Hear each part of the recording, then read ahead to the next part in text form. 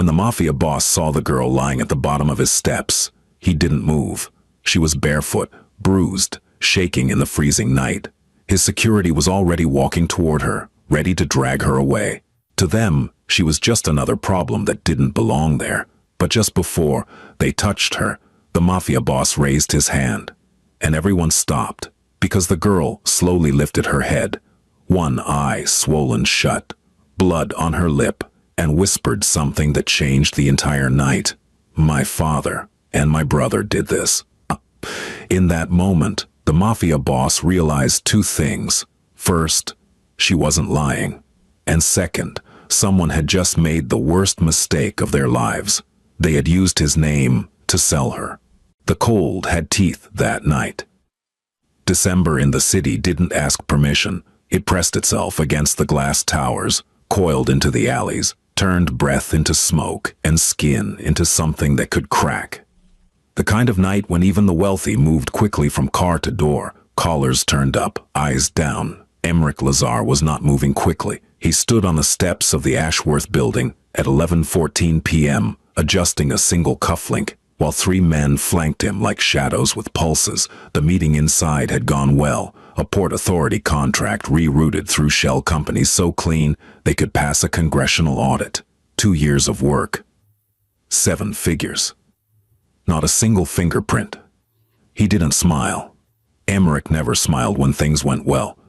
He saved that for when they went badly, for the men who caused the problem, and then had to sit across from him while he smiled and spoke softly and made them understand how profoundly they had miscalculated. He was reaching for his coat button when the girl appeared.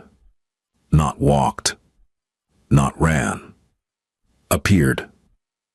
The way wounded animals materialize from the dark, already too close before you notice them. She came from the left, between two parked sedans, barefoot on frozen asphalt. Her feet were a color that didn't belong on a living skin. She wore a dress that had been white once, maybe hours ago, now torn at the shoulder and streaked with something rust-colored along the hem. Her dark hair hung in damp ropes over a face that told a story before her mouth ever opened. Swollen left eye. Split lower lip. A bruise along the jawline that was still darkening, still finding its final shape. Her wrists, both of them, carried marks that looked like they'd been made by hands, not restraints. Someone had held her down. Someone who knew her. Ilias, the closest of Emmerich's 3, was already moving, hand inside his jacket, body angling to intercept.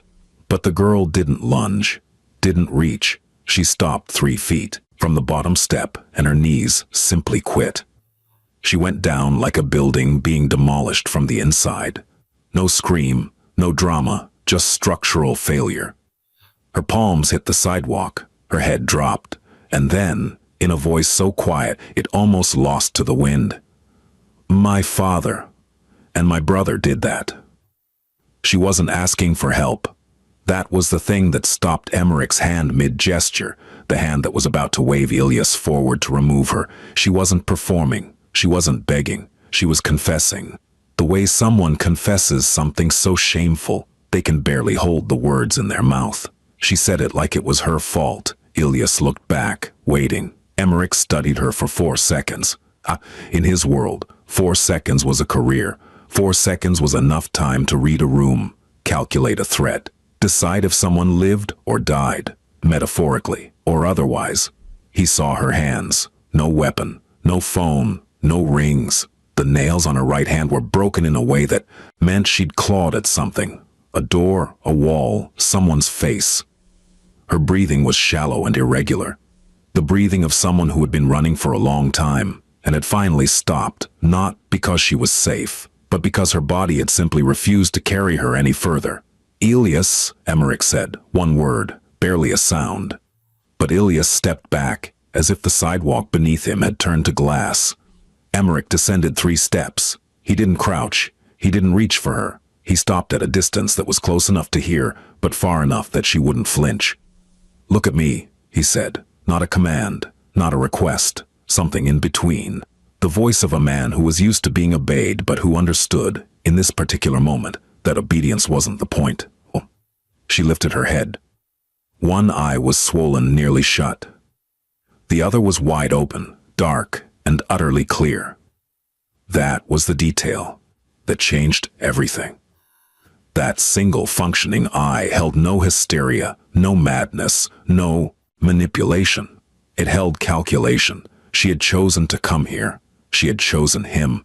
This wasn't random desperation. This was a decision made by someone with very few options who had selected the most dangerous one with full awareness of what it meant. "What's your name?" he asked. "Sable."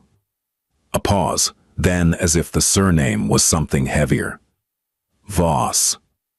The name landed, not on Emmerich. His face gave away nothing, but Ilias shifted his weight. The other two men exchanged a glance that lasted a fraction of a second, which, in their world, was the equivalent of a shouted conversation. Voss. Emmerich knew the name. Everyone in certain rooms knew the name. Harland Voss was a mid-tier operator who ran credit schemes and fenced stolen cargo through a warehouse network in the dockyards. Not important enough to sit at any table that mattered. Not stupid enough to get caught.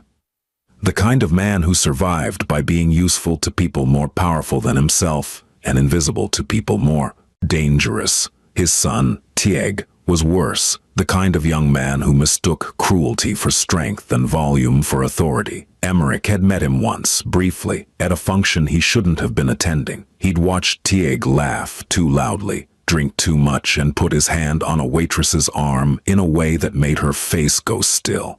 Emmerich had filed the observation away the way he filed everything, precisely, patiently, for later.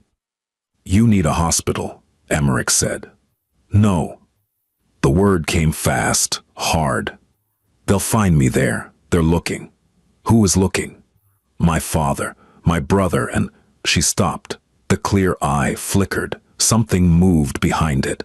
Not fear, exactly, but the recognition that what she was about to say would cross a line she couldn't uncross. And a man named Orrin Kedge. Now the temperature changed. Orrin Kedge was not a name spoken casually. Kedge operated in narcotics, human logistics, and private debt collection for people who needed problems to disappear, sometimes the financial kind, sometimes the breathing kind. He was not powerful in the way Emmerich was powerful. He was powerful the way a disease is powerful, ugly, persistent, and willing to destroy its host to survive. "Tell me," Emmerich said, "what Orrin Kedge has to do with you." Sable's jaw tightened. The split lip reopened. A thin line of blood traced down her chin, and she didn't wipe it. "My father owed him money. A lot of money. More than he could ever pay back," she breathed. "So he offered something else." She didn't say me. She didn't have to. "The arrangement was made 3 weeks ago," she continued, her voice flat now, clinical, as if she were reading a police report about someone else's life. "I wasn't told. I wasn't asked. I came home tonight and my things were packed. My brother was in the living room with 2 men I'd never seen. My father told me I was leaving, that it was settled, that I should be grateful because Kedge had agreed to forgive the full debt in exchange for—" She stopped again, not because she couldn't say it, because saying it made it real, in a way that her body, beaten, frozen, bleeding on a sidewalk, somehow hadn't. "In exchange for me." Silence. The city hummed around them. Traffic, distant sirens, the mechanical breathing of a metropolis that didn't care. Emmerich's face was absolutely still.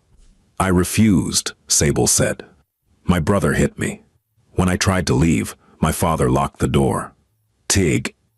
Her voice cracked, the first and only time. She rebuilt it instantly. "Tig held me down while they called Kedge to come collect me. But I got out through the bathroom window, 2nd floor. I fell wrong. I think my wrist—" She looked at her left hand as if noticing it for the first time. It was swollen, angled slightly wrong. She looked back at Emmerich. "I didn't know where to go." "So you came here." "I came here because of what they said." Her gaze locked onto his. Unyielding. "When my father was convincing me this was done, that I couldn't fight it, he used your name. He said the arrangement had been brokered under the Lazar guarantee. He said Oren Kedge was operating with your blessing. He said if I ran, I wouldn't just be defying him. I'd be defying you. The silence that followed was a living thing. Ilyas took a half step forward. Emmerich raised one finger, and Ilyas turned to stone. He used my name, Emmerich said, not a question. Yes. My name? To sell his daughter? Yes. Emmerich Lazar had been angry before. He had been angry in ways that had reshaped the power structure of entire districts, angry in ways that had ended bloodlines and bankrupted empires. But anger, for Emmerich, was not heat. It was not noise. It was a dropping of temperature so severe that the people closest to him could feel it in their spines. Ilyas felt it now. He took a full step back. Ilyas, Emmerich said in a voice that was almost gentle. Sir, bring the car. Have Nefili prepare the East Suite. Call Dr. Cashin, not the hospital, the private line, and get me the Kedge file. All of it? Yes, sir. And Ilyas. Sir, no one speaks of this. No one. Not tonight. Not until I decide what this becomes. Ilyas disappeared. Emmerich removed his coat. It was a Loro Piana cashmere overcoat, charcoal, worth more than most people's monthly rent. He didn't drape it over her shoulders. That would require proximity she hadn't invited. He placed it on the bottom step, within her reach. You can take it or leave it, he said. But your body temperature is dropping, and I'd rather you didn't die on my sidewalk before I've had a chance to address what your father has done with my name. She looked at the coat. Then, at him. She took it. The East Suite of Emmerich's residence occupied the upper floor of a brownstone on a street with no sign. From the outside, it looked like an architectural firm or a private medical practice. Clean stone, recessed lighting, no indication that the man who slept 3 floors up controlled enough financial infrastructure to destabilize a mid-sized bank. Sable sat on the edge of a bed she hadn't asked for in a room that was larger than her entire apartment. Dr. Cashin, a gray-haired woman with steady hands and no questions, had set her wrist in a splint, cleaned the cuts, applied something cold and chemical to the bruising. She'd offered painkillers. Sable had declined. The adrenaline will wear off in about 40 minutes, Dr. Cashin had said. You'll want them then. I want to be clear when I talk. Sable had answered, and that was the end of it. Now she sat, wearing clothes that had been brought by a woman named Nefili, a tall, unreadable woman in her 40s, who moved through the house like weather. The clothes were simple, a dark sweater, cotton pants, thick socks. They fit imperfectly, which meant they hadn't been bought for her. They'd been found quickly from whatever was available. That detail mattered to Sable. It meant she was unexpected. It meant whatever was happening wasn't a script. A knock on the door, not a courtesy knock, a real one, followed by silence and waiting. Come in, she said. Emmerich entered alone, no guards, no Ilyas. He carried a cup of something hot and set it on the table beside the bed. Not beside her, beside the bed, and then moved to a chair across the room. He sat. Distance, she noticed. Dr. Cashin says your wrist is fractured, not broken, he said. The other injuries are surface level. She'll come back tomorrow if you're still here. If you're still here. Not because you'll still be here. The conditional was deliberate. He was telling her she could leave, that the door was not locked, that this was not another room where decisions were made for her. I'll be here, Sable said. I have nowhere else to go. That's not why you'll be here. She looked at him. Then why? Because you need to tell me everything, not the version you told me on the street. The version you've been editing in your head for the last hour, deciding what to include and what to hold back. I need the full architecture of what your father did, who he spoke to, what documents exist, and exactly how Oren Kedge was told my name was attached to this arrangement. She was quiet for a long moment. You're not angry that I came to you. No. You're angry that they used you. I'm angry, Emmerich said, and the word angry in his mouth sounded like a door closing in a vault. That a man I've never authorized to speak on my behalf used my name to traffic his own daughter. Yes, that is the part that requires my attention. And what about the part that requires my attention? Sable asked. Her voice was level. She held his gaze with her one good eye, and there was something in it now. Not defiance exactly, but a refusal to be marginal in her own story.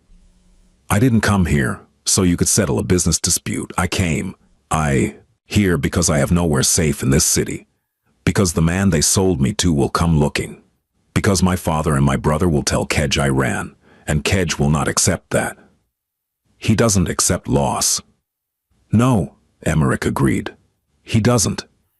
So what happens to me? Emmerich studied her. She didn't look away. What happens to you, he said, is what you decide happens to you. I am not in the business of collecting people. You are not a debt, an asset, or an obligation. You are someone who arrived at my door with information I need, and I will give you safety while I use it. After that, you will have options. Real ones. That's what I can offer. Why? Because someone used my name to do something I find repulsive, and the most effective way to dismantle what they've built is to keep you alive, visible, and free. Your existence as a free woman is the first piece of evidence that their arrangement is void.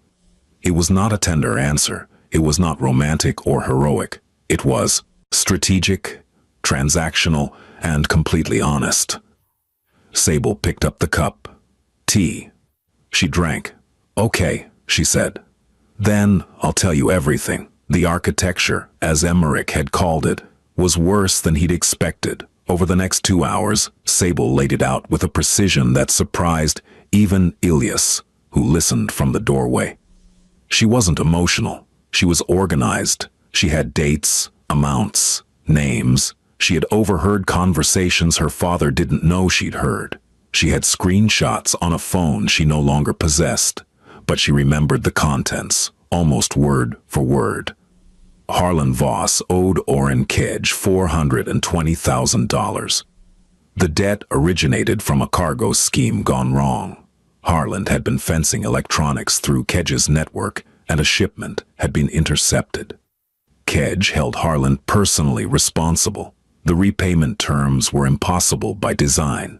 Kedge didn't want money. He wanted leverage. The arrangement was simple, ancient, and monstrous. Sable, in exchange for the full debt plus ongoing cooperation from Harlan's dockyard network, a transaction dressed in the language of marriage but structured as a purchase, and to give it weight, to make Sable believe resistance was futile, Harlan had told Kedge, and then told Sable, that the deal carried Emmerich Lazar's endorsement, that Emmerich was aware, that Emmerich approved, that defying the arrangement meant defying the Lazar operation, which meant defying something that couldn't be defied. It was a lie, but it was a lie built on a truth. Emmerich Lazar's name, in the right rooms, was worth more than cash, more than muscle. It was a currency of fear so refined that even invoking it could end a conversation.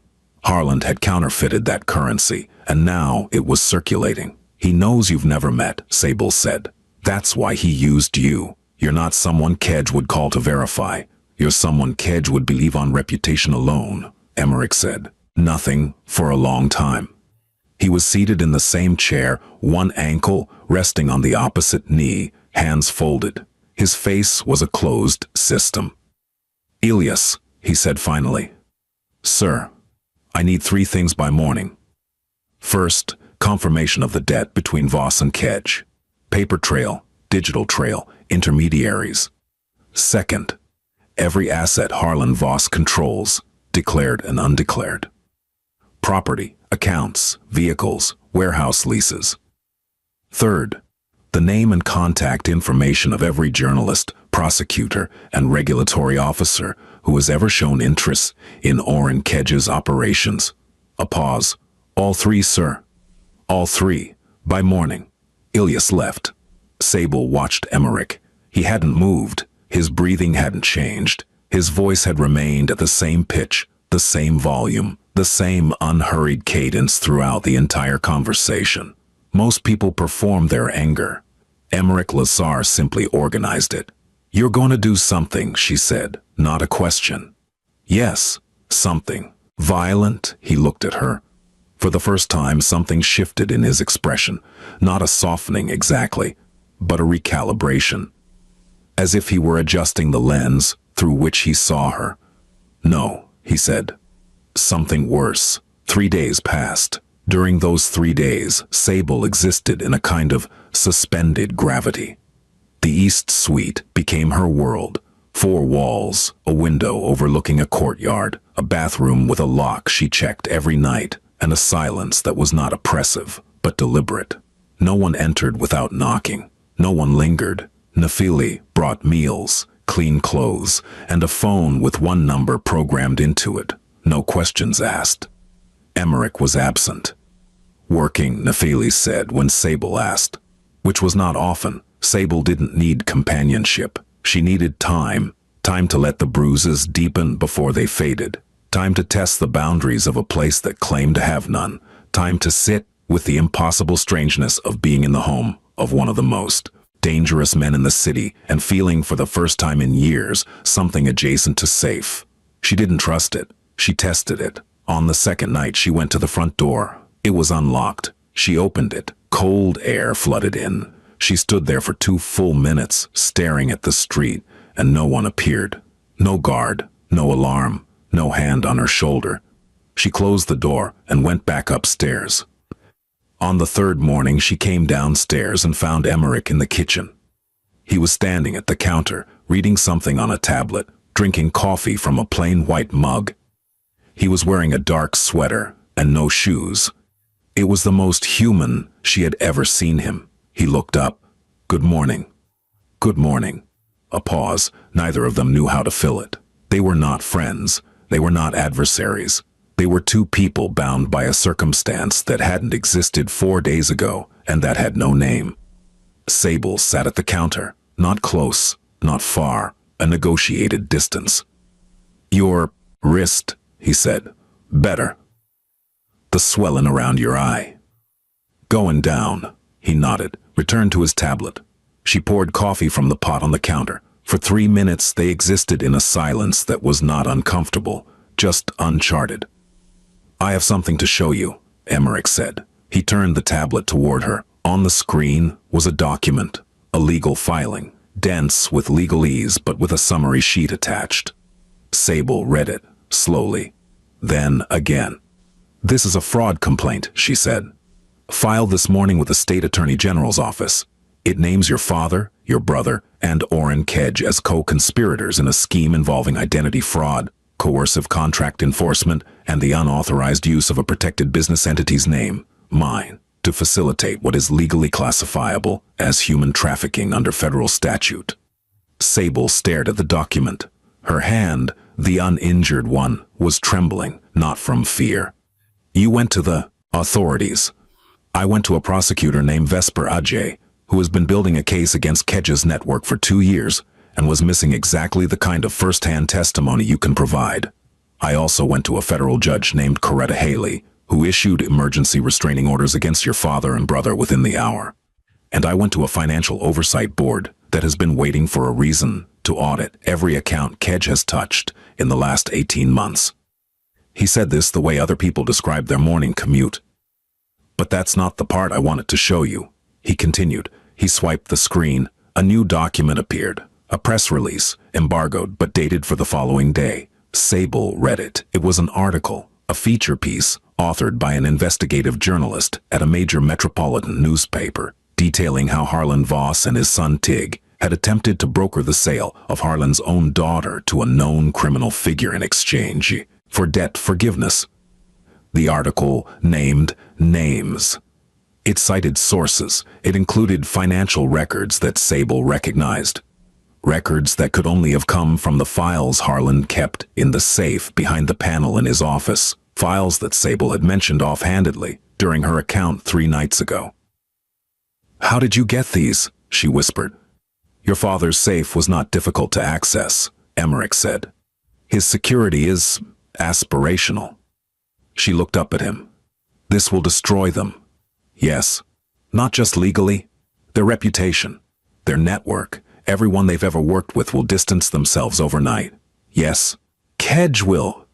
"Kedge," Emmerich said, and his voice dropped half a register, "is about to discover that every asset he holds in this city has been frozen by federal order. His 3 primary accounts were flagged this morning.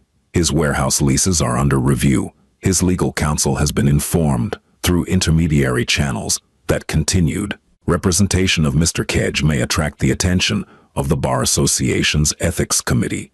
By this time tomorrow, Oren Kedge will have money he cannot spend, properties he cannot enter, and allies who will not return his calls. He paused. I did not touch him.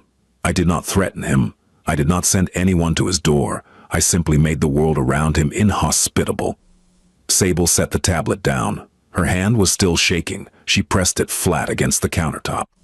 Why? She asked. And this time she didn't mean, why are you doing this? She meant something larger, something that didn't have a clean question to contain it. Why this way? Why not the easier way? Why use the law when you have the means to use something faster? Emmerich understood the question. Because if I kill them, he said, they become victims. Their story changes. The narrative shifts from what they did to what was done to them. They gain sympathy they don't deserve, and the people who allowed this, the people who knew and said nothing, get to stay invisible. He drank his coffee. But if I expose them, if I let the system they thought they were above crush them under its own weight, then the story stays where it belongs. On them. On what they did. On the daughter they tried to sell and the name they stole to do it. He looked at her. Violence ends a story. Exposure is the story. The article ran the next morning. It detonated across every platform that mattered and several that didn't. The headline was clinical, almost restrained, which made it worse. The details were allowed to speak for themselves, and they spoke in a scream. By noon, Harlan Voss's warehouse leases had been revoked. His business partners issued statements of disassociation, so hastily written they contained typos. His phone number, which had once connected him to a network of mid-level operators and fixers, now connected him to silence. No one answered. No one called back. In the span of 12 hours, Harlan Voss went from being a man with debts and connections to being a man with debts and nothing else. Tig fared worse. Tig, who had always mistaken his father's contacts for his own power, discovered that borrowed power could be repossessed without notice. A video surfaced, not released by Emmerich, but found by the journalist's investigative team, showing Tig at a private gathering, laughing, drunk, describing the arrangement in terms so callous that even the most cynical corners of the internet recoiled.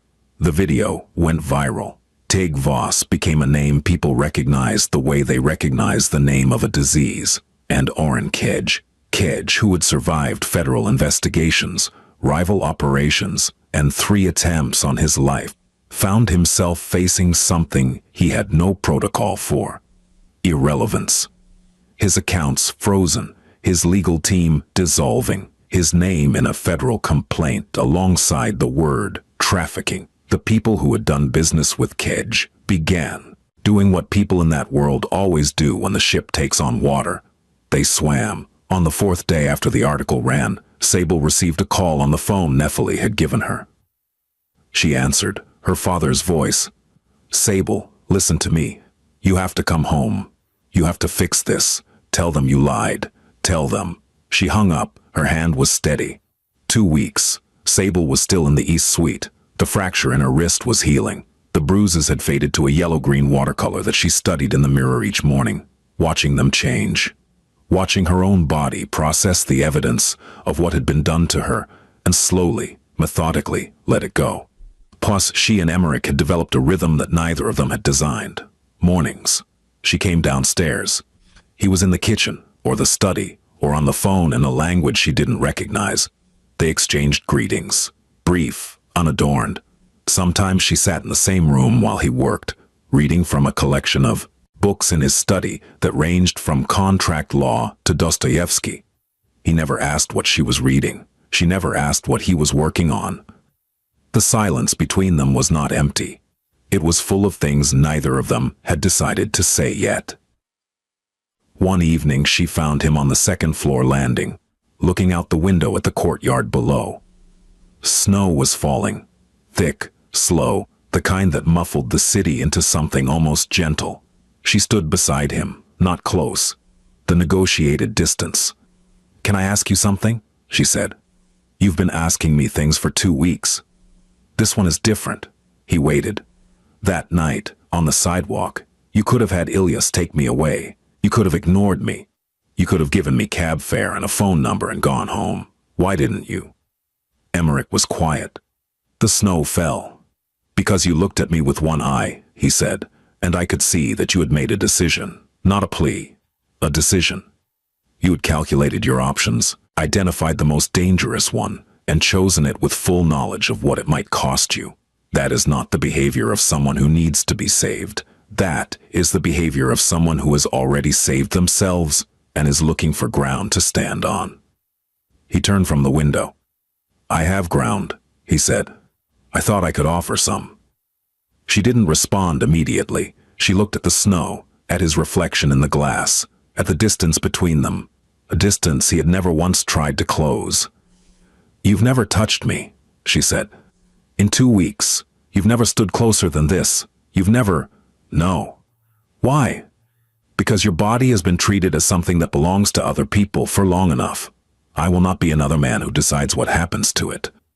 Something broke open in Sable's chest.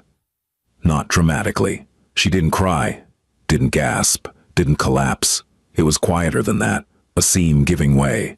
A wall discovering it was tired. She reached across the negotiated distance and placed her hand on his forearm. Her fingers, the ones that still worked properly, rested there for 3 seconds. Then she withdrew. "Thank you," she said. He looked at the place where her hand had been. "You're welcome," he said. And that was all. For now, that was enough. The confrontation with Harlan Voss happened on a Tuesday, not because Tuesday had any significance, but because Emmerich Lazar did not believe in dramatic timing. He believed in preparation, and preparation was complete on Tuesday. So Tuesday it was. The meeting took place in a room above a restaurant in the garment district. Neutral ground technically, though nothing was truly neutral when Emmerich occupied it. The room was plain. Wooden table, 4 chairs, a window with curtains drawn. Ilyas stood by the door. One other man, Emmerich's attorney, a severe woman named Parisa Khoury, who wore her silence like a weapon, sat at the table with a leather portfolio in front of her. Harlan Voss arrived looking like a man who had been living inside a collapsing building for 2 weeks, which, in every way that mattered, he had. His suit was expensive, but wrinkled. His face was gaunt. His eyes moved constantly, to the door, to Ilyas, to Parisa, and then, finally, reluctantly, to Emmerich. Tieg was not present. Emmerich had not invited him. Tieg was irrelevant. "Sit," Emmerich said. Harlan sat. "Let me describe your situation," Emmerich began, "so that we are both working from the same information. Your warehouse network has been seized as part of a federal investigation. Your personal accounts have been flagged for review. Your son is facing criminal charges that his current legal representation is not equipped to handle. Your business associates have, to a person, severed contact. And Oren Kedge, the man you attempted to appease by selling your daughter, is himself facing an indictment that your cooperation helped build, which means that if Kedge survives this, and he may, the first person he will blame is you." Harlan's mouth opened. Nothing came out. "You are, in the most precise sense of the word, alone," Emmerich continued. "And you are alone because you did something remarkably stupid. You used the name of someone who does not forgive stupidity." "I didn't," Harlan started. "Don't." One word. Harlan stopped. "You told your daughter that I endorsed this arrangement. You told Oren Kedge that I guaranteed it. You took my name, a name I have spent years building, protecting, and enforcing, and you attached it to the sale of a 23-year-old woman to a man who traffics narcotics and people. You did this without my knowledge, without my consent, without even the basic intelligence to consider that she might run, and that she might run to me." Emmerich leaned forward. "I want you to understand something, Harlan. What I have done to you so far, the legal filings, the press exposure, the financial dismantling, that is not punishment, that is correction. I am correcting the record. I am establishing publicly and permanently that my name was misused, and that misuse carries consequences." He paused. "Punishment would require me to be emotional. I am not emotional. I am thorough." Parisa Khoury opened the portfolio and placed a single document on the table. "This is a signed affidavit," Emmerich said. "You will review it with whatever counsel you can still afford, and you will sign it within 72 hours. In it you will confirm that the arrangement with Oren Kedge was made without my knowledge or consent. You will confirm that you used my name fraudulently. You will confirm the terms of the arrangement in full, including the involvement of your daughter, and you will relinquish all parental claim, financial or otherwise, over Sable Voss." Harland looked at the document. His hands were shaking. If you sign this, the federal prosecutor may. Remains of your life using means that are remains of your life using means that are entirely legal, entirely public, and entirely permanent. And I will do it on a Tuesday, because that's when my schedule allows. Harland Voss looked at the man across the table. He saw the same thing everyone saw, eventually. The thing that made Emmerich Lazar not just powerful, but different from the men who came before him. There was no rage, no vendetta, no personal investment. There was only a system, vast, intricate, and patient, being applied to a problem. Harland picked up the pen. The night Harland signed the affidavit, Sable sat alone in the East Suite and cried, not because she was sad, not because she was relieved, because the thing she had been holding together, the structure of herself, the discipline of survival, the absolute refusal to break, was no longer needed. The emergency was over. And when the emergency ends, the body does what it's been waiting to do. She cried for 40 minutes. Then she washed her face, drank a glass of water, and went downstairs. Emmerich was in the study. The door was open. He was writing something by hand, actual pen on paper, which she had noticed he did when something mattered enough to slow down for. She stood in the doorway. "It's done," she said. "Yes. What happens now?" He set the pen down. "Now you decide. Parisa has prepared several options. There is a relocation fund, untraceable, yours, no conditions. There is a contact at a firm that handles identity protection for people in vulnerable situations. There is a standing offer of testimony coordination with the federal prosecutor, which would provide additional legal protection, and there is time, as much as you need. And if I want to stay?" The question sat in the room like a held breath. "Then you stay," Emmerich said. "The East Suite is not being used for anything else." "That's not what I'm asking." He knew that. She knew he knew. The silence between them had been building for 2 weeks, not a silence of avoidance but of recognition. They had both been watching, both been careful, both been waiting for the moment when the crisis receded. Enough to reveal what was underneath it. "I know what you're asking," Emmerich said, "and I won't answer it tonight." "Why?" "Because tonight you are processing something enormous, and anything I say will be heard through that filter. I want you to hear me clearly, so I will wait." She looked at him for a long time, then she nodded. "Okay," she said. "Then I'll wait too." She turned and walked back upstairs. At the landing, she paused. "Emmerich." "Yes?" "The way you said my name in that document, Sable Voss, you said it like it meant something." "It does." She went upstairs. He picked up the pen. The snow continued to fall. Spring came slowly, the way it does in cities that have endured hard winters, not as a single event, but as a series of small surrenders, ice releasing its grip on railings, light lasting a few minutes longer each evening, the smell of something growing somewhere beneath the concrete. The case against Oren Kedge moved forward with the inevitability of gravity. Sable testified twice, once in a closed deposition, once before a grand jury. Both times she spoke with the same clinical precision she had used on that first night, and both times the room fell silent in a way that had nothing to do with procedure and everything to do with the weight of what she described. Harland Voss cooperated, not out of conscience, out of arithmetic.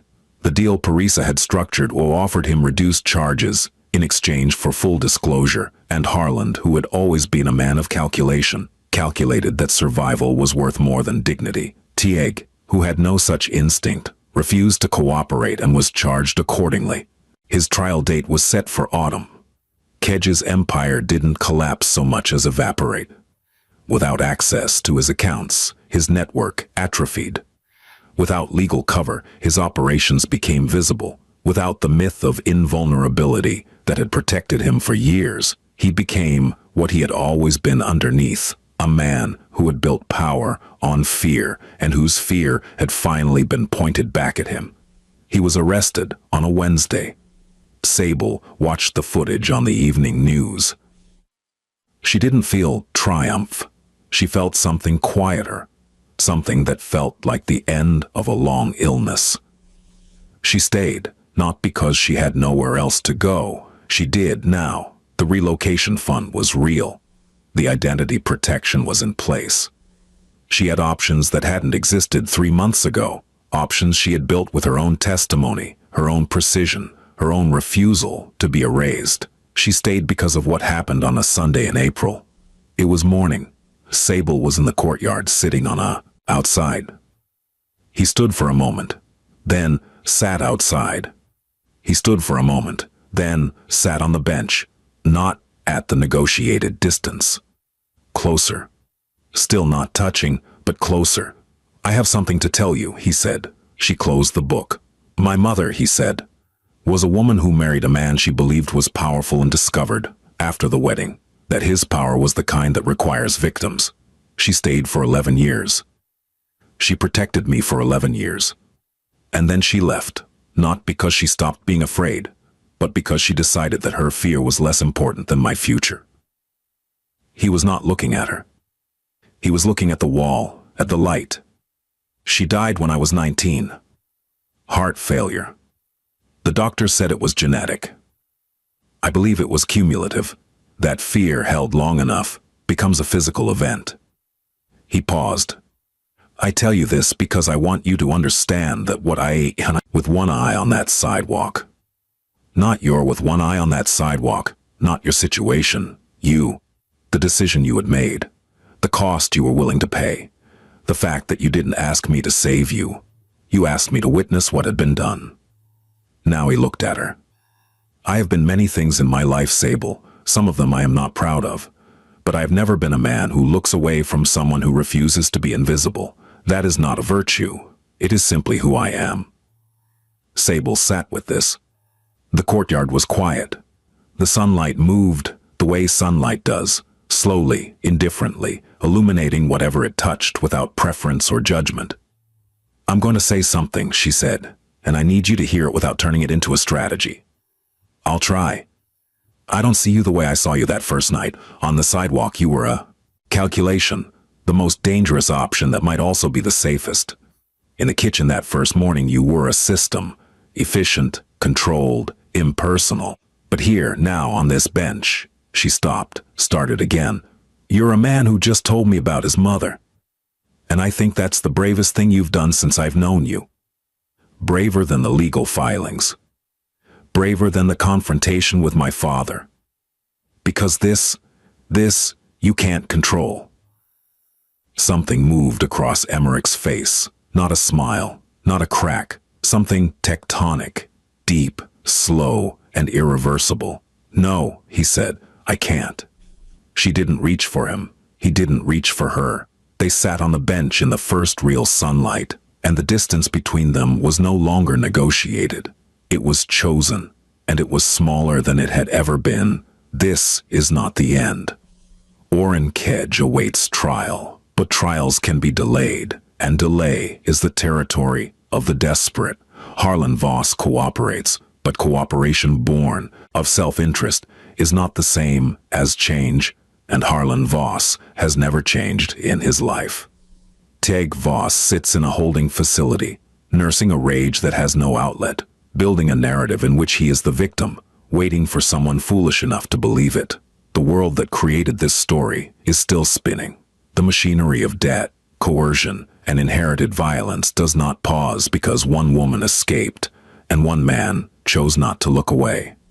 There will be more nights, more decisions, more moments where the line between power and restraint is so thin that only the person standing on it can see it.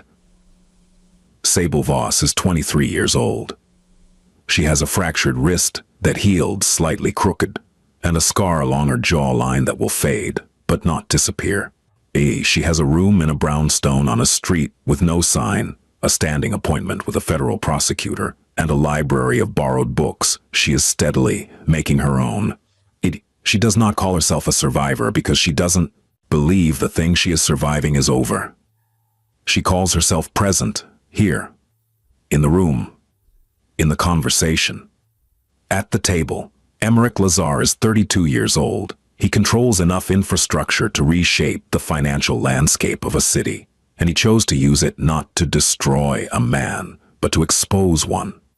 He sleeps 3 floors above a woman he has never touched and may not touch for a long time, and the distance between them is not a failure of desire, but an exercise of the only kind of power that matters, the kind that gives power back. There is a question that lives at the center of this story, and it is not what happened. What happened is on the record. It is in affidavits and press releases and frozen accounts and courtroom testimony. The question is, what kind of man do you become when you have the power to do anything? Do you take? Do you punish? Do you own? Or do you stand at a distance chosen by someone else, in sunlight you didn't create, and wait, and patiently, deliberately, for as long as it takes, for the moment when she decides on her own terms to close the gap? The snow is gone now. The city is waking up. And the story, like all stories that matter, is not finished. It's beginning.